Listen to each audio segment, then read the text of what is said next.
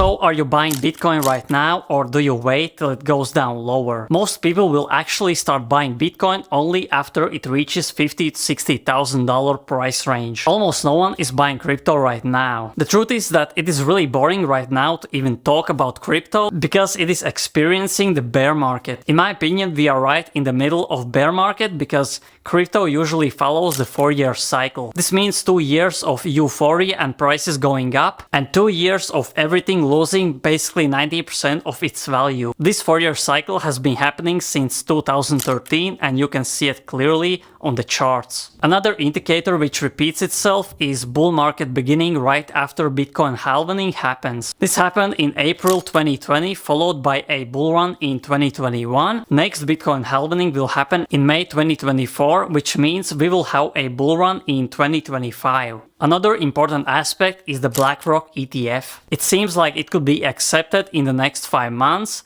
which is right before the Bitcoin halving as well. There are 2 big mistakes everyone makes with investing in crypto. First mistake is investing at the top when peak euphoria kicks in. This is when 90% of people start getting interested in crypto because their family and friends start talking about it. This is the time you should be selling when your grandma is talking about Dogecoin. Unfortunately, 99% of people make this mistake when they start investing. Second mistake is this: you bought your crypto at the top, now it lost 90% of value and you stop doing your research, and most importantly, you don't buy in the bear market. This second mistake is even worse than the first one. You understand that we will experience another bull run in a few years, but you totally forget about this bear market when the prices are so low. This is the moment you should start researching different projects and see who is still building. The smart people are taking advantage of bear markets and selling to dumb people in bull runs. And yeah, I was part of the dumb people as well in the 2017 when I bought the top. And I did the second mistake, totally ignoring the 2018-2020 stagnation where you could get the 20x,